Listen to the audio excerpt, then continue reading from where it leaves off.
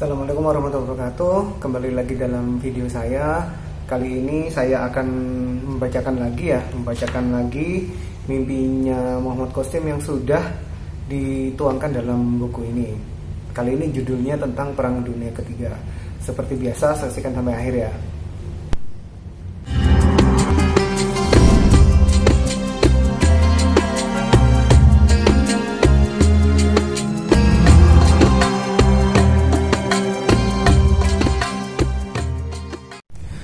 Jadi terkait Perang Dunia Ketiga itu sebenarnya suatu isu yang mungkin sebagian dari kita itu sudah pernah dengar atau belum pernah dengar sama sekali, atau sudah yakin bahwa itu akan terjadi. Jadi bahkan sampai kita kan tahu ya, filmnya The Simpsons itu kadang-kadang memprediksi apa yang akan terjadi di masa-masa yang akan datang. Dan ternyata di salah satu video The Simpsons itu juga menunjukkan seakan-akan nanti akan ada Perang Dunia Ketiga gitu.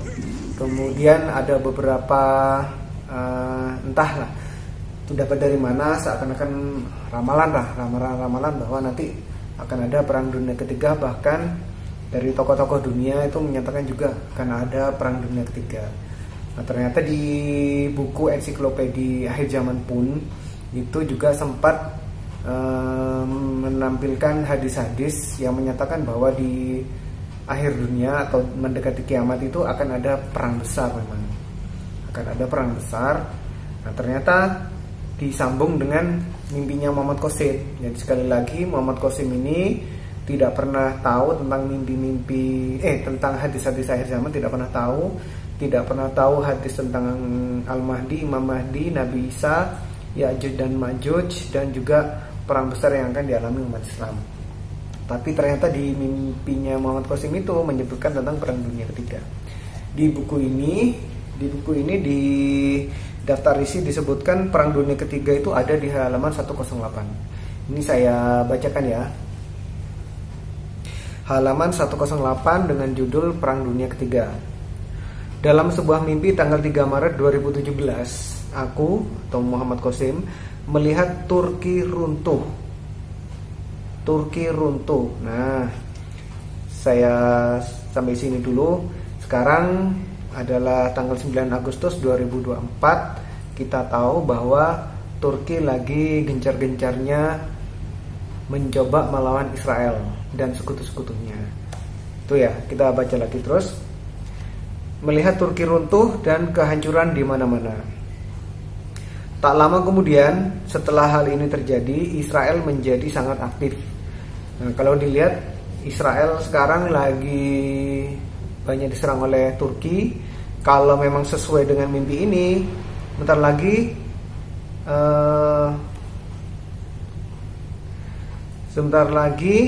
Israel akan sangat aktif ya, dan kehancuran ada di mana-mana.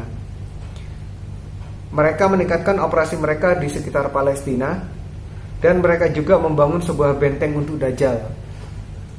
Saat ini aja kondisi Palestina sudah seperti itu ya. Banyak pengungsi itu yang dibom dan sebagainya di Rafah kemarin itu kan. Meningkatkan operasi mereka di sekitar Palestina, dan mereka juga membangun sebuah benteng untuk Dajjal. Dan kaum muslimin tidak bisa melakukan apapun selain protes. Apa coba yang bisa kita lakukan sebagai umat muslim di Indonesia? Cuma protes kan, hanya menyuarakan oh itu biadab dan sebagainya, oh itu hanya bisa begitu. Tapi kita tidak pernah bisa benar-benar ikut terjun ke sana itu kan. Hanya bisa protes. Israel membentuk persekutuan dengan negara-negara lain dan menyebarkan korupsi. Amerika adalah salah satu pendukung mereka dan menolong mereka dengan menyumbangkan intelijen mereka. Ini mimpi di 2017 loh, 3 Maret 2017. Tapi kita lihat kondisi di bulan Agustus 2024 ini kan kita lihat bahwa Turki benar-benar mau menyerang Israel, dan Israel itu benar-benar didukung oleh Amerika kan. Lanjut ya. Nah, ini di paragraf berikutnya ternyata menyebut negara lain ini. Ketika Rusia mengetahui hal ini, mereka segera membentuk persekutuan dengan negara-negara yang berada di dekatnya. Dan Rusia juga menjadi aktif dan menyalip yang lain dalam menguasai wilayah-wilayah di Timur Tengah. Nah, Rusia ini mulai juga ini. Kita kan tahu Rusia sekarang juga lagi perang kan. Itu seperti mereka ingin menguasai seluruh dunia. Kemudian USA secara terang-terangan masuk ke Timur Tengah. Jadi nanti Turki akan runtuh, kehancuran di mana-mana, Israel menjadi aktif, kemudian Rusia akan masuk ke Timur Tengah, menguasai wilayah-wilayah di Timur Tengah. Kemudian Amerika ikut masuk ke Timur Tengah. Mereka bertemu dengan Israel dan sekutu-sekutunya, dan bersama-sama mereka mulai menyerang pihak Rusia. Nah ini, dilihat ya. Jadi saya bacakan lagi. Ketika Rusia mengetahui hal ini, mereka segera membentuk persekutuan dengan negara-negara yang berada di dekatnya, dan Rusia juga menjadi aktif dan menyalip yang lain dalam menguasai wilayah-wilayah Timur Tengah. Itu seperti mereka ingin menguasai seluruh dunia. Kemudian, Amerika masuk ke Timur Tengah. Mereka bertemu dengan Israel dan sekutu-sekutunya, dan bersama-sama mereka mulai menyerang pihak Rusia. Jadi nanti akan ada perang antara Amerika dan Rusia. Dikarenakan ini, Rusia dan sekutunya melawan balik, dan dengan demikian perang dunia ketiga dimulai. Jadi perang ketiga dimulai itu seakan-akan fasenya ya. Bentar lagi Turki akan runtuh. Kemudian Israel makin membabi buta di Palestina dan membangun benteng Dajjal, membangun kuil Dajjal, membangun benteng untuk Dajjal. Kemudian Rusia ikut-ikutan masuk ke Timur Tengah, seakan-akan ingin menguasai dunia. Amerika juga akhirnya masuk ke Timur Tengah, dan terjadilah perang antara Rusia dan Amerika. Itu akhirnya terjadi perang dunia ketiga, kurang lebih seperti itu. Dan medan pertempurannya berlangsung di negara-negara Timur Tengah. Disebabkan kehancuran yang sangat parah terjadi di Timur Tengah, sangat banyak muslimin dibantai. Perang tersebut menjadi sangat ganas dan menakutkan. Begitu juga kaum muslimin tidak dapat melawan balik, dan tidak ada siapapun yang berani menolong. Lah kok ya, kenapa gitu loh? Kok bisa medan perangnya mereka itu di Timur Tengah? Kenapa juga Rusia masuk ke Timur Tengah? Terus Amerika juga masuk ke Timur Tengah. Akhirnya terjadilah perang antara Rusia dan Amerika ini di Timur Tengah. Timur Tengah jadi medan perangnya. Pertempuran berdarah perlahan mulai menyebar hingga ke negara-negara lain, seperti Mesir, Sudan, Arab Saudi, Kuwait, Uni Emirat Arab, dan hampir semua tempat di Timur Tengah. Nah, pertempurannya itu terjadi di negara-negara lain ini, menyebar ke negara-negara lain: Mesir, Sudan, Arab Saudi, Kuwait, Uni Emirat Arab, dan hampir semua tempat di Timur Tengah. Kubu Israel selalu mendapat lebih banyak sekutu, dan juga ada beberapa negara muslim yang menjadi sekutu, entah dari Amerika atau Rusia. Akan ada negara muslim yang menjadi sekutunya Israel di perang ini. Kedua negara adidaya berkeinginan untuk menguasai sebagian besar tanah atau wilayah apapun yang mereka capai. Mereka mempertahankannya dan terus berperang antara satu sama lain. Lanjut paragraf berikutnya. Di sisi lain, Pakistan bertambah kuat dan mulai berkembang. Nah, jadi Pakistan ini disebutkan waktu perang dunia sedang terjadi di Timur Tengah, Pakistan sedang berkembang dan bertambah kuat dan mulai berkembang. Tetapi kemudian India yang bersekutu dengan Israel mulai menyerang Pakistan. Nah, ini kemarin yang di video kemarin saya sebutkan, terjadilah Ghazwa Hindi ya. Amerika, Israel, dan banyak negara Timur Tengah lain membantu India melawan Pakistan. Jadi nanti Pakistan akan berperang dengan India. Nah, India ini dibantu oleh Amerika, Israel, dan beberapa negara Timur Tengah. Mereka semua bermaksud untuk menghancurkan Pakistan secara keseluruhan. Ini apa salahnya Pakistan? Maka Pakistan memiliki musuh dalam jumlah besar. Nah iyalah, dari negara-negara itu kan negara-negara besar ya, Amerika, Israel. Tetapi Allah melindungi Pakistan dengan 3.000 jet tempur hitam dan perang melawan Pakistan pun dimulai. Tapi Allah akan memberikan pertolongan. Nah Allah memberikan pertolongan itu ada di mimpi lain di buku ini, itu yang menunjukkan memang akhirnya Muhammad Qasim itu dipercayai mimpinya, yang kemudian akhirnya kepala tentaranya ya kalau nggak salah itu percaya dengan mimpinya Muhammad Qasim. Dan dengan pertolongan Allah, Pakistan keluar sebagai pemenang atas musuh mereka. Pakistan menaklukkan seluruh India, begitu juga Bangladesh dan Afghanistan. Dan setelah Pakistan menang atas India, Indonesia dan Malaysia menjadi sekutu Pakistan.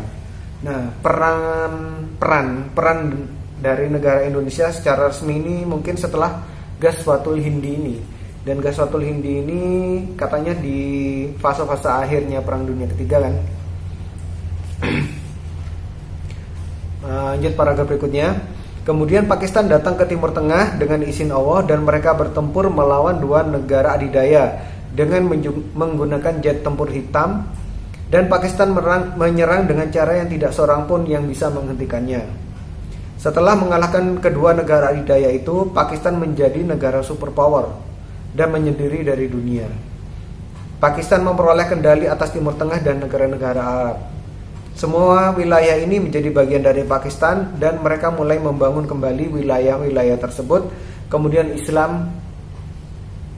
Islamnya sejati yang dibawa oleh Nabi Muhammad SAW tegak di wilayah-wilayah itu, dan kedamaian akhirnya merata, di mana kedamaian itu terwujud setelah perang terhebat umat manusia berlangsung. Nah, mungkin di sini tidak dijelaskan secara detail. Disinilah nanti pembebasan Palestina itu yang sebenarnya. Kan kita pernah dengar bahwa ada pemuda dari Palestina yang memimpikan bahwa akan ada tentara-tentara atau orang-orang dari Indonesia yang ikut membantu kemerdekaan dari Palestina. Jadi kalau dilihat dari sini, ntar lagi Turki akan runtuh, kemudian Israel akan membangun benteng Dajjal juga, kemudian Rusia ikut masuk ke Timur Tengah, Amerika juga ikut masuk ke Timur Tengah, akhirnya terjadi perang antara Rusia dan Amerika. Kemudian kehancuran di mana-mana, juga merembet ke negara-negara seperti Mesir, Sudan dan sebagainya. Nah, waktu perang dunia itu terjadi, lokasinya kan di Timur Tengah. Akhirnya umat Muslim yang banyak di Timur Tengah juga menjadi korban. Kemudian di saat itu Pakistan akan berkembang, semakin kuat dan berkembang. Nah, mungkin karena mengetahui Pakistan itu bertambah kuat dan berkembang, akhirnya Amerika, Israel dan sekutu-sekutunya itu mencoba melawan Pakistan dan India, Amerika, Israel dan sekutu-sekutunya mencoba untuk memerangi Pakistan, tapi Allah memberikan pertolongan sehingga Pakistan bisa menang atas perang Ghazwatul Hindi. Jadi setelah menang melawan India, Amerika, Israel dan sekutu-sekutunya, akhirnya Indonesia dan Malaysia akan menjadi sekutu Pakistan. Nah, setelah menjadi sekutu Pakistan, akhirnya Pakistan, Indonesia, Malaysia, kalau tidak salah Bangladesh juga akan melakukan datang ke Timur Tengah untuk mengalahkan negara-negara yang ada di Timur Tengah yang sedang berperang itu, yang akhirnya Pakistan bisa menguasai Timur Tengah termasuk Palestina. Jadi Palestina akan benar-benar bisa dibebaskan nanti setelah Pakistan turun ke Timur Tengah bersama Indonesia. Jadi sesuai kan dengan mimpi yang sudah pernah dialami oleh pemuda di Palestina dan Syekh di Palestina, bahwa Indonesia nanti juga akan ikut membantu membebaskan Palestina. Setelah Pakistan berhasil menguasai Timur Tengah dan sekitarnya, akhirnya terjadi masa kedamaian, kurang lebih seperti itu, sehingga seluruh umat Islam di dunia akan merasa kedamaian. Itu adalah masa-masa di mana kepemimpinan dari Imam Mahdi, seperti yang disebutkan di banyak hadis, bahwa imaman ini nanti akan membawa kedamaian di seluruh dunia selama kurang lebih 7-8 tahun. Jadi itu untuk pembacaan mimpi kali ini terkait dari Perang Dunia Ketiga, kurang lebih gambarnya seperti itu. Jadi coba teman-teman sekalian lihat di sekeliling kita, kira-kira yang diceritakan di mimpi ini akan terjadi seperti itu apa enggak. Nah itu nanti teman-teman bisa teliti sendiri. Kalau dari saya sekarang itu sudah mulai kelihatan kan tanda-tandanya, di mana Turki sudah mulai ikut-ikut perang dengan Israel kan. Kita lihat aja perkembangannya. Kalau dari saya, insya Allah kalau memang ini memang sebuah mimpi yang benar dari Allah, insya Allah ini pasti akan terjadi. Itu aja dari saya. Sekali lagi terima kasih atas perhatiannya. Mohon maaf kalau ada kata dan salah. Jangan lupa ya, di-share kalau dirasa video ini bermanfaat, like dan subscribe juga supaya kalau ada video-video berikutnya dari channel ini teman-teman bisa mengikutinya. Demikian dari saya, terima kasih. Wassalamualaikum warahmatullahi wabarakatuh.